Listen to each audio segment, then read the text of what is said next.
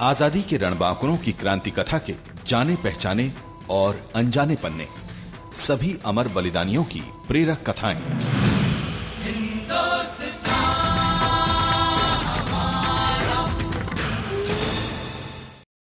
स्वराज का अधिष्ठान रखकर सन 1857 में प्रारंभ हुए रण यज्ञ का संकल्प लेने वाले राजाओं में एक थे मध्य प्रदेश के शाहगढ़ के राजा बखत बली। उन्होंने अपने आसपास के इलाकों के बुंदेलों को संगठित करके 1857 के जून महीने में क्रांति का शंखनाद किया था। राजा बखत बली ने बुंदेलखंड के तमाम इलाकों को अंग्रेजों से छीनकर अपने कब्जे में ले लिया था। राजा की विजय पताका मानो अंग्रेजों को मुंह चिढ़ा रही थी। 1858 तक बखत बली अंग्रेजों की आंख की किरकिरी बने रहे, मगर उसके बाद अंग्रेजों ने भारी तैयारी के साथ उन पर हमला बोला और गोला बारूद के कहर से उनकी सेना के पैर उखाड़ दिए। 8 जुलाई 1858 को मदनपुर में हुए निर्णायक युद्ध में शिकस्त के बाद राजा बखत बली को गिरफ्तार करके लाहौर जेल भेज दिया गया। अंग्रेजों ने उनके सभी क्षेत्रों पर कब्जा कर लिया और सजा के बतौर शाहगढ़ को बुरी तरह तहस नहस कर दिया। आजादी के इस मतवाले को 15 सालों तक जेल में अमानवीय यंत्रणाएं सहनी पड़ी। अंत में 19 सितंबर 1873 को उन्होंने लाहौर जेल में हंसते हंसते मौत को गले लगा लिया।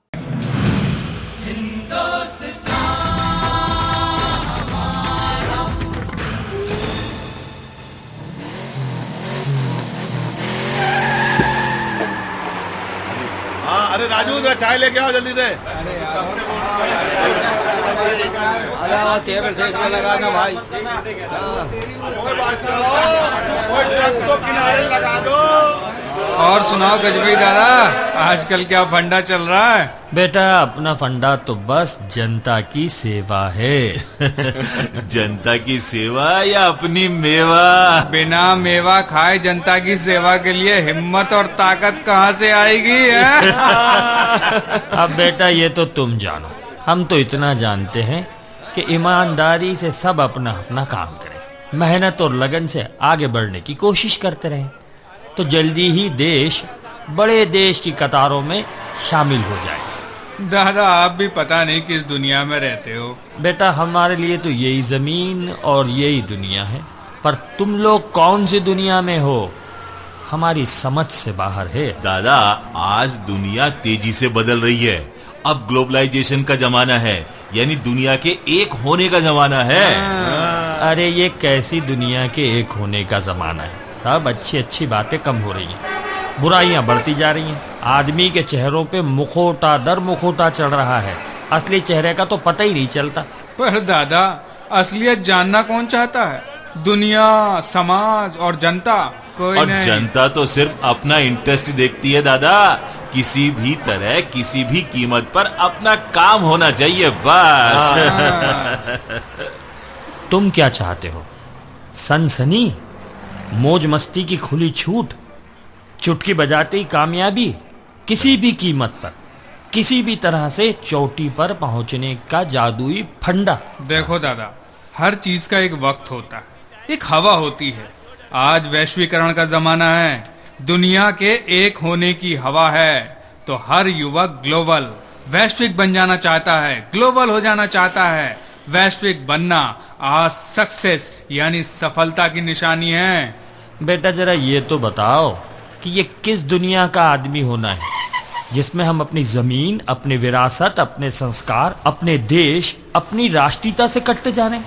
अरे अपने बुजुर्गों को भूलते जा रहे हैं, छोड़ते जा रहे हैं। दादा, आजादी यानी पूरी आजादी, सारे संबंधों से मुक्ति। बिल्कुल। और ऐसे में अपनी जमीन, अपनी विरासत, अपने बुजुर्गों या पुराने घिसे पिटे आदर्शों से चिपके रहना तो मूर्खता ही कहलाएगी ना। हाँ, अब दादा को कौन समझाए? ग्लोबल फंडे में अपने देश प्रेम, राष्ट्रीयता आदि फंडों के लिए जगह ही कहाँ बचती है को भाई? हाँ, सही कह रहा है तू। हाँ, और ना ही इनका कोई समय ही है। बेटा, ये बड़ी बड़ी बातें, बड़े बड़े शब्द तो हम नहीं जानते, पर ये जरूर जानते हैं, देश प्रेम और राष्ट्रीयता की कोई ऋतु नहीं होती। ये भावना देश पे मर मिटने के जज्बात हर समय, हर व्यक्ति में, हर कहीं होना चाहिए। एक बात और, ये देश के अमर शहीदों की कथा जो हम तुम्हें सुनाते हैं, वो इसलिए कि तुम लोगों के दिल में, नई पीढ़ी के मन में देश प्रेम की भावना जागे। कल के जवानों के मन में देश को गुलामी से आजाद कराने की चाहत और जुनून हो। आज के नौजवानों के मन में देश को आगे बढ़ाने, अगली पंक्ति में बिठाने के जुनून, लगन की जरूरत है। लगता है दादा आप तो नाराज हो गए। नाराजगी की तो बात ही है, दादा की बात में दम है। दादा सुनाओ, आज आप किसकी जीवन गाथा हमें सुना रहे हैं? हाँ सुनाओ दादा सुनाओ। अब तो आजादी के दीवानों की कहानियां सुनने की आदत हो गई है। सुनाओ दादा सुनाओ। सुनाओ ना दादा। तो आज हम आपको धुन और जुनून के पक्के शाहगढ़ रियासत के राजा बखतबली की कहानी सुनाते हैं।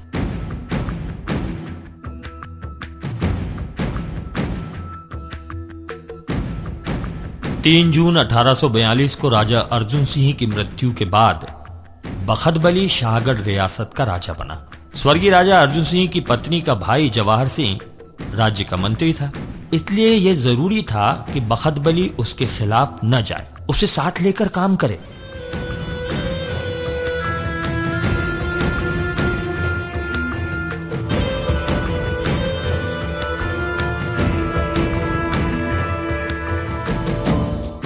राजा साहब, वैसे तो आपने युवावस्था के प्रारंभ से ही जीजा श्री अर्जुन सिंह से शासन प्रबंध की तालीम लेना प्रारंभ कर दी थी, पर इस समय रियासत में हालात जरा नाजुक चल रहे हैं। यही के लाने बहुत संभल कर कामकाज करने पर है। मामा साहेब, आपके होते हुए हम तो पूरी तरह से निश्चित हैं। हमें तो आपके मार्गदर्शन में ही काम करना है। वैसे हमें अंग्रेजों की चाल बहुत कुछ समझ में आ रही है। उनकी नजर अपनी रियासत पर है। आप बिल्कुल ठीक ही कह रहे हैं। बर्तानिया सरकार के पॉलिटिकल एजेंट का फिर से शिकायत भरा पत्र आओ है। वह कहते हैं कि कई चेतावनियों के बाद भी रियासत का शासन प्रबंध ठीक से नहीं चल पा रहा है। कृपया ऊपर ध्यान दें। मैं समझता हूं बर्तानिया सरकार बुंदेला विद्रोह के कारण खिसियाई हुई है। अरे वो इसे भूल नहीं पा रही है। आपने बिल्कुल सही समझो है। सांची बात तो ये है, जीजा श्री अर्जुन सिंह ने इस विद्रोह में भाग नहीं लाओ थो, पर शाहगढ़ रियासत में पनाह लेने वाले विद्रोहियों के प्रति वे सख्ती नहीं बरत पाए। यही कारण है कि बर्तानिया सरकार हमसे नाखुश है। यानी बुंदेला विद्रोह के विद्रोहियों की मुश्कें कसकर हम बर्तानिया सरकार की नाराजगी को दूर कर सकते हैं। राजा साहब, यदि हम ऐसा कर सके तो निश्चित बर्तानिया सरकार हम पर मेहरबान हो जाए। मामा साहेब, मुझे रोशनी की एक नई किरण नजर आ रही है। क्या मतलब? मतलब ये कि यदि हम बुंदेला विद्रोह के किसी बड़े सरगना की गिरफ्तारी करा दें तो क्या ब्रिटिश सरकार हमें हमारा खोया गढ़ाकोटा का इलाका सिंधिया से वापस दिला देगी? राजा साहब, जब हम ब्रिटिश सरकार की मदद करें तो बदले में हम अपनी मदद के लिए उन पर जोर सोई डाल सकते हैं, और उन हालात में बहुत मुमकिन है कि वे हमारी मदद करने को तैयार हो जाएं। मामा साहब, आप ब्रिटिश सरकार को रुक्का भिजवा दो कि बुंदेला विद्रोह का प्रमुख विद्रोही राजा हृदय शाह हमारी गिरफ्त में है। हाँ, इसे कहां और किसे सुपुर्द करना है, और हां, इसे अमली जामा पहनाने के लिए हमें क्या करना है वो तो आप समझ ही गए होंगे। हाँ राजा साहब, हम आपका इशारा समझ गए। हुक्म की तामीर हुई है। अच्छा, मैं चलत हूं। आखिर 22 दिसंबर 1842 को हीरापुर के राजा हृदय शाह और उसके परिवार को शाहगढ़ के राजा बखतबली ने पकड़वाकर कर्नल एली के सुपुर्द कर दिया। गढ़ाकोटा का इलाका सिंधिया से वापस पाने का बखतबली का सपना सपना ही रहा। अंग्रेजों ने उसका साथ नहीं दिया।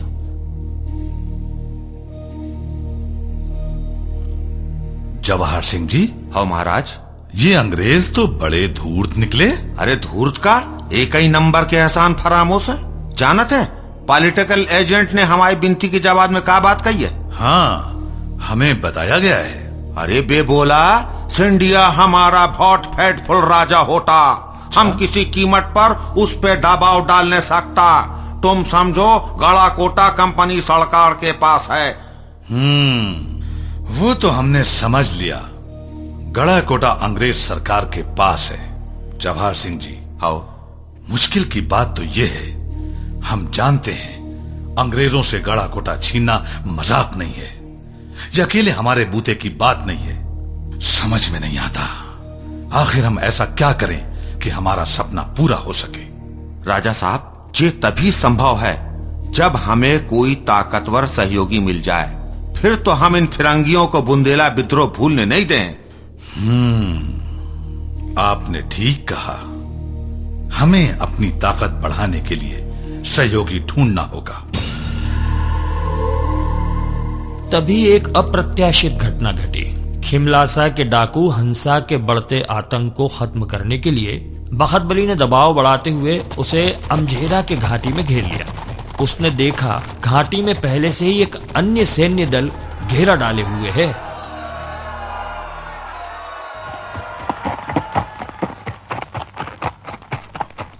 जवाहर सिंह जी। हाँ महाराज। घाटी में ये दूसरा सैन्य दल किसका है?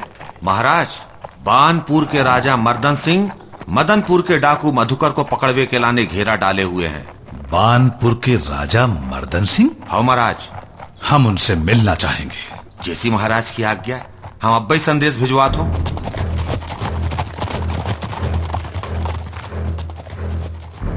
दोनों राजाओं की मुलाकात हुई और दोनों ने एक दूसरे का सहयोग करने की बात सिद्धांततः मान ली। इस सहयोग का उन्हें जल्दी ही चाहा परिणाम भी मिला। दोनों ही डाकू पकड़े गए। उन्हें ललितपुर के डिप्टी कमिश्नर को सौंप दिया गया।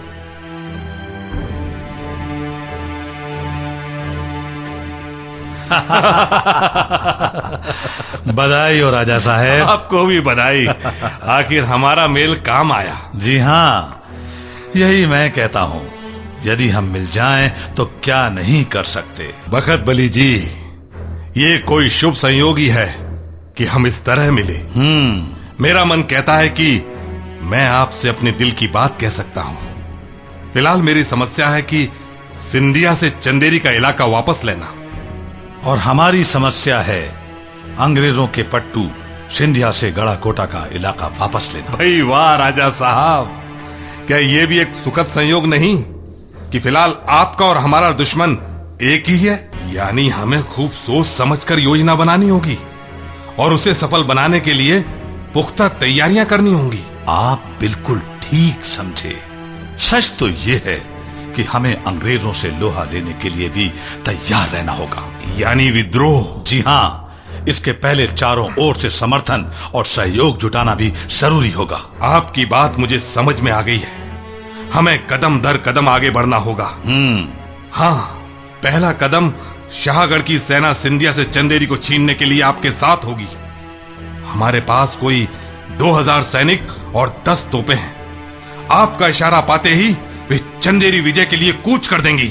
इस सहयोग के लिए मैं और मेरी जनता दिल से आपकी शुक्रगुजार रहेगी। और मैं आपको विश्वास दिलाता हूं कि बानपुर के 1500 सैनिक और 5 तोपें हर समय आपकी सेनाओं के सहयोग के लिए तैयार रहेंगी।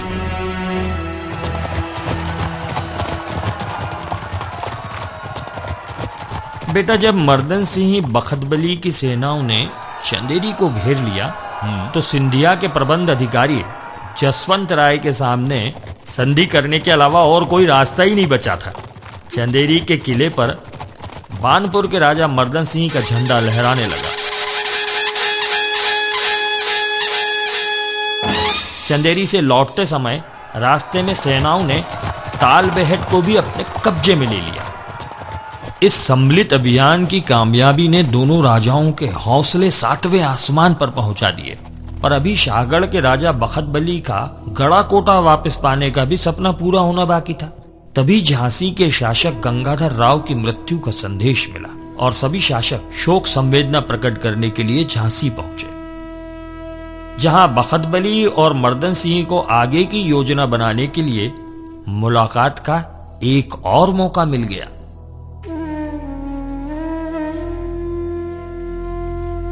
राजा साहब, यदि आपको अपने पूर्वजों का खोया हुआ गड़ा कोटा का क्षेत्र वापस पाना है तो आपको ब्रिटिश सरकार से जूझना ही पड़ेगा। सौभाग्य से तात्या टोपे जी भी यहां मौजूद है, हम उनसे भी मार्गदर्शन प्राप्त कर सकते हैं। मर्दन सिंह जी, मैं आपको एक बात स्पष्ट रूप से बता देना चाहता हूं जी कि मैंने ब्रिटिश सरकार से जूझने का पूरा पूरा मन बना लिया है। तो फिर इसके लिए हमें संगठित होकर काम करना होगा। मर्दन सिंह जी ठीक कह रहे हैं। अंग्रेजों से टक्कर लेने के लिए काफी सोच समझ कर योजना बनानी होगी और सबसे पहला कदम होगा अपनी शक्ति बढ़ाना और चारों ओर से समर्थन जुटाना। ये बात मेरे जहन में है तात्या टोपे जी, इसलिए मैंने बांदा के नवाब से बात कर ली है। उन्होंने भरपूर मदद देने का वादा भी किया है। ये काम आपने ठीक किया। इसके अलावा सागर और दमोह के जागीरदारों, उबारीदारों, सरदारों और माल गुजारों से भी संपर्क कीजिए। इस क्षेत्र में ये लोग ब्रिटिश सरकार के खिलाफ बिगुल बजाने को उतावले हो रहे हैं। इनके पास करीब करीब 2 सशस्त्र सैनिक हैं जो हमेशा मरने मारने को तैयार रहते हैं। जी हाँ, इन्हें संगठित करने का काम मैंने अपने वरिष्ठ मंत्री जवाहर सिंह को सौंप दिया है। एक काम आप और कर सकते हैं, वो ये कि 12वीं और 42वीं रेजिमेंट तथा 3री अनियमित घुड़सवार सेना के जिन बागियों को सेना से निकाल दिया गया है उन्हें आप नौकरी दे दें। हाँ, ये काम मैं प्राथमिकता से करता हूँ। यदि ये सभी काम पूरे हो जाते हैं तो फिर हम ब्रिटिश सरकार को चुनौती दे सकते हैं। चुनौती भी हमें पूरी योजना बनाकर देनी होगी मर्दन सिंह जी, ताकि अंग्रेज सख्ते में आ जाएं। बानपुर के राजा मर्दन सिंह, बांदा के नवाब और सागर जिले के जागीरदारों, उबारीदारों का समर्थन और अंग्रेज विरोधी रुख ने बखत बली का साहस इतना बढ़ा दिया कि उसने चंदेरी के डिप्टी कमिश्नर कैप्टन गार्डन को मिलने के लिए बुलावा दे दिया। हाँ, गुड मॉर्निंग राजा साहब। Good morning. हाँ, आइए कैप्टन साहब, विराजिए। ओह, थैंक यू, धन्यवाद। राजा साहब ने हमें कैसे याद किया? कैप्टन गार्डन, हमने आपको इसलिए बुलाया कि आप बरतानिया सरकार को याद दिला दें कि अब तो उन्हें हमारा गड़ा कोटा इलाका हमें लौटा देना चाहिए। क्या बोलता आप? हम इस तरह ब्रिटिश सरकार को ऑर्डर देने को सकता? मतलब? फिर आप ही बताएं, हम ब्रिटिश सरकार को कैसे कहें? देखो, तुम इसे एक दोस्त का सलाह की तरह मानो। चंदेरी पे कब्जा हो ठीक, पर अब तुम जो चाहता है वो होने को नहीं सकता। यानी आप चाहते हैं हम अंग्रेज सरकार के खिलाफ बगावत कर दें? ये कदम तो एकदम सुसाइडल होगा। ये तुम उसे एक दोस्त का सलाह मानो। ये कदम एकदम खुदकशी माफिक होगा। तुमको समझाना हमारा काम, बाकी तुम्हारा मर्जी। फिर भी जो तुम चाहो, मैं तुम्हारा मैसेज, तुम्हारी बात ऊपर पहुंचाने को सकता।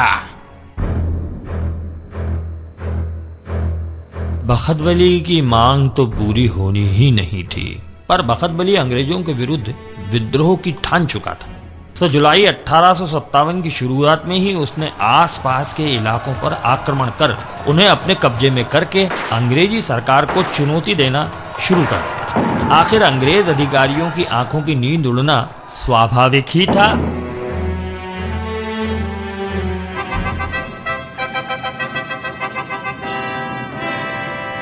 लेफ्टिनेंट हैमिल्टन, तुम्हें हमने मेजर सोगन के साथ मिलकर विनायका में विद्रोहियों पर काबू पाने के लिए बुलाया है। क्या हुआ विनायका में सर? दरअसल इधर कुछ दिनों से शाहगढ़ के राजा बखत बली ने बागी रुख अख्तियार किया हुआ है। सुना है भानपुर का राजा मर्दन सिंह भी उसके साथ मिल गया है। हाँ, इन दोनों ने साथ मिलकर इधर कई वारदातें की है, जैसे चंदेरी, ताल बेहद के बाद अब पंचमगढ़ और खुरई के थानों पर अधिकार कर लिया है। सुना है खुरई में तो लंबरदार करुण सिंह और गणेश चू ने गद्दारी की थी। हाँ, इन दोनों को पकड़ने के लिए तो हमने भारी इनाम की घोषणा किया है।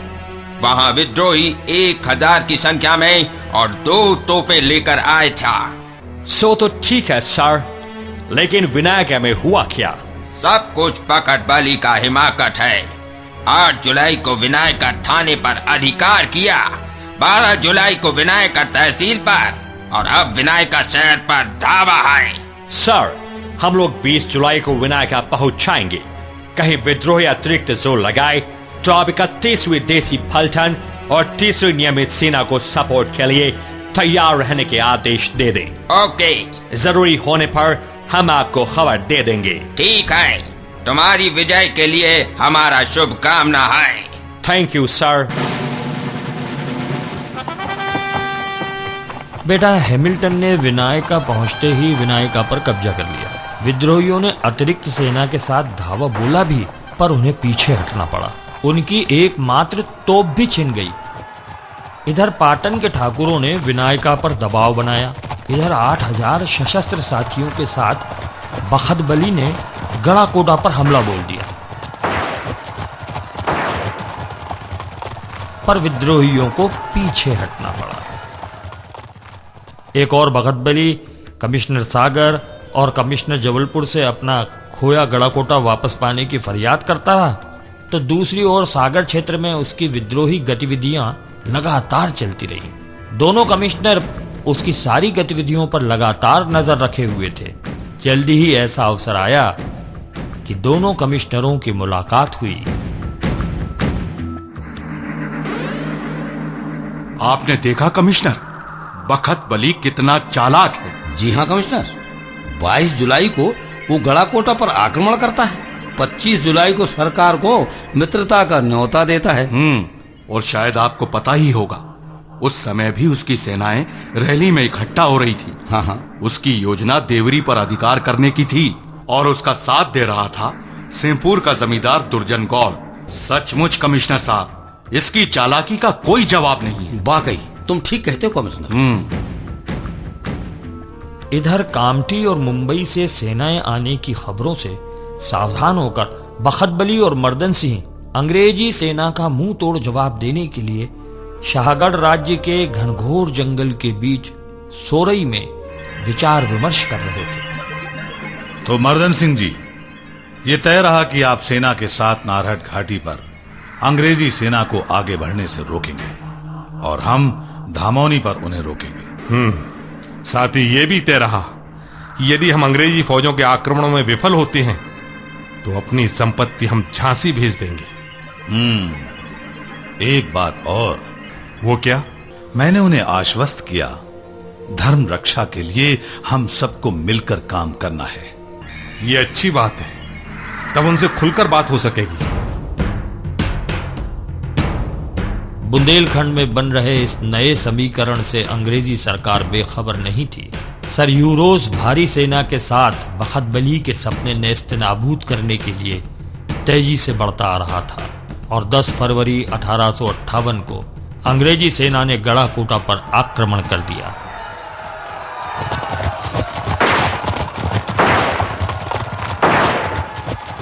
विद्रोही शाहगढ़ की ओर भाग गए।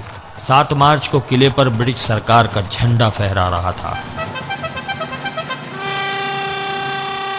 ब्रिटिश सरकार ने शाहगढ़ राज्य की जब्ती के आदेश प्रसारित कर दिए।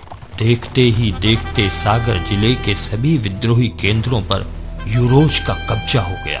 बखतबली और मर्दन सिंह ने निराश होकर अंग्रेजों के आगे समर्पण करने का मन बना लिया।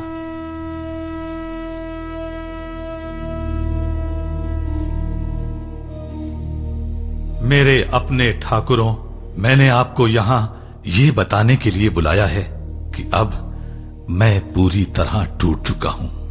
शाहगढ़ अंग्रेजों के कब्जे में आ गया है और मैंने अंग्रेजों के आगे आत्मसमर्पण का मन बना लिया है।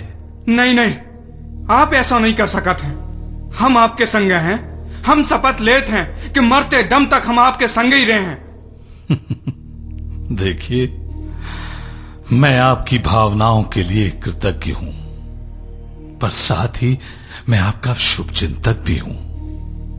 मैं नहीं चाहता कि आप पर अंग्रेज सरकार का जुल्म हो, इसलिए मैं आपको बता देना चाहता हूं कि मैंने गवर्नर जनरल के एजेंट को पत्र लिखकर आत्मसमर्पण की प्रार्थना कर दी है।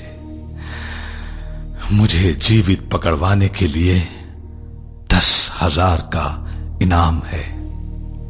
आप यदि ऐसा करते हैं तो मैं इसके लिए भी तैयार हूं। आप ऐसो कह के हम पे अन्याय कर रहे हैं। मार्च शुरू हो गया है और आपके पत्र को फिरंगियों ने कोनो जवाब भी नहीं दिया है। जाहिर है कि वे भी ऐसो नहीं चाहते हैं। अरे भाई, फिर आप ही बताएं, मेरे लिए अब कौन सा रास्ता बचा है? क्षमा करें, अब तो एक ही रास्ता है कि आप झांसी की रानी, नाना साहब पेशवा और तात्या टोपे के साथ मिलकर अंग्रेजों से लोहा लेवे, कैसे कि हम तो आपके संगे हैं ही।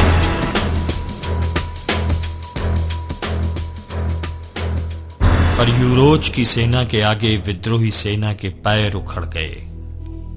भगदड़ में सभी तितर बितर हो अलग थलग पड़ गए। अब बखतबली की रही सही शक्ति भी जवाब दे चुकी थी। आखिर 5 जुलाई 1858 को मर्दन सिंह ने और 6 जुलाई को बखतबली ने असिस्टेंट सुपरिंटेंडेंट शाहगढ़ के आगे आत्मसमर्पण कर दिया।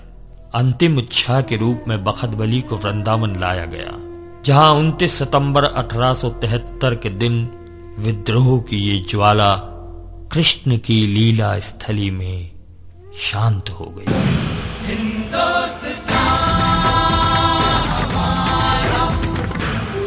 निर्देशन प्रमोद शर्मा, परिकल्पना श्रीराम तिवारी, समन्वय संजय यादव, निर्माण और प्रस्तुति स्वराज संस्थान संचालनालय, मध्य प्रदेश शासन संस्कृति विभाग।